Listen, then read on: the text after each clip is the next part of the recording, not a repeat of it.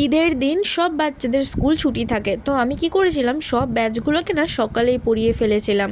শুধু যেই ব্যাচগুলো দুবেলা পড়ে আমার কাছে, তাদেরকে বিকেলবেলা তাড়াতাড়ি করে পড়িয়ে আমি আর সুমন বেরিয়ে গেছিলাম একটু চা খেতে।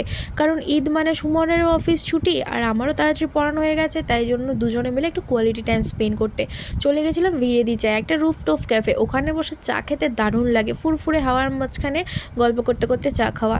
দেন চলে গেছিলাম আমাদের কল্যাণী শিশুপাঠ ভবন স্কুলের অপোজিটের ফাস্ট ফুড সেন্টারে, যেটা সুমনের খুব ফেভারিট জায়গা।